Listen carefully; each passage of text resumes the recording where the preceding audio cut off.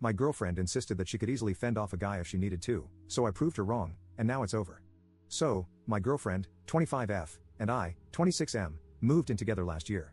We live in a fairly safe neighborhood, but during the night, there are some sketchy hammered dudes hanging around who also honestly scare me. My girlfriend, however, isn't really scared to walk alone at night, and would say that she's just as strong as those men and can take care of herself. My girlfriend is 5 feet 10 and works out twice a week.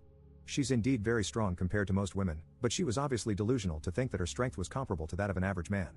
She would even go as far as saying that if someone should be worried about walking alone at night, then it should be me, as I'm a scrawny 5'9" man. I thought this was one of those situations where it would be better to just shut up than to be correct, so I mostly stopped expressing my concerns to her. Yesterday, she went out with some of her friends and called me past midnight, stating that she would come home alone via public transportation since she didn't have a license. I told her that it was dangerous, and I offered to come pick her up, but she insisted on coming by herself. I couldn't sleep until she arrived home an hour later, and she was angry at me for not trusting that she could take care of herself. So, I thought this was the perfect opportunity to demonstrate the strength disparity between a man and a woman. Initially, she thought I was joking, but when she realized I was completely serious, she happily took the opportunity to prove me wrong. I instructed her to try to ground me as hard as she could, which she did, and then I quickly broke free from her grip and grounded her for several minutes until she surrendered. She cried a lot during this entire ordeal, and I could see fear in her eyes, even though she knew very well that I would never hurt her. I humiliated her, and as a result, I slept on the couch that night. She didn't want to talk about it in the morning and mentioned that she was fine, but it was evident that she was still very upset about it. I feel horrible for shattering her confidence like that, and I don't think she will ever feel safe walking alone at night again. I probably acted like a really horrible person, and I wish I could have just trusted her more to take care of herself.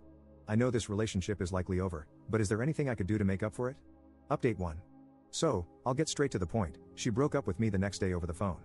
She wanted me to admit that I enjoyed seeing her cry, but I kept defending myself until she gave up. Deep down though, she was sort of right. I'm not ashamed to say that I wasn't a little bit into overpowering her so easily and seeing her cry.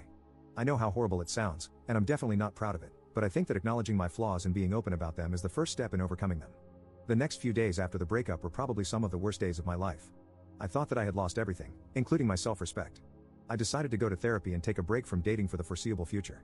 Luckily, I also had the support of my family and close friends, even if they didn't fully agree with my actions. For those of you who say that she needed a reality check, I have to disagree with you on this one. Yes, she overestimated her strength, but she's not dumb enough to actually engage in a fight with a stranger, let alone any guy who's clearly had one too many drinks.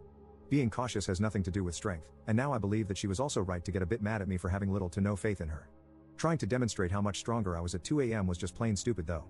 I hadn't heard from my ex until she gave me a call 2 days ago. We barely talked about the incident, and it was mostly catching up and making peace with each other. She seems like she's doing pretty great for herself, as she's about to graduate with her master's and already has a job lined up. She also started dating a new guy last month, and I can tell by the way she talked that she's very into him. Overall, I was glad to hear how happy she sounded.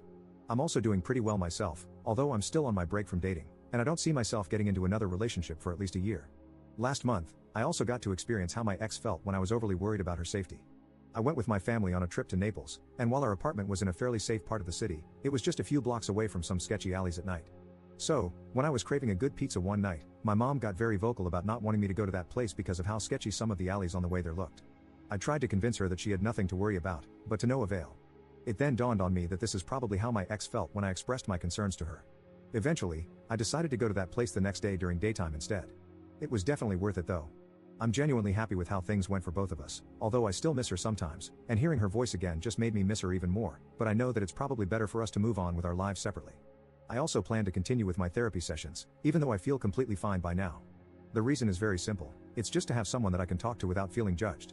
Reddit isn't really the best place for that, as you could probably tell from my original post, but I still want to thank everyone who commented and gave their opinion.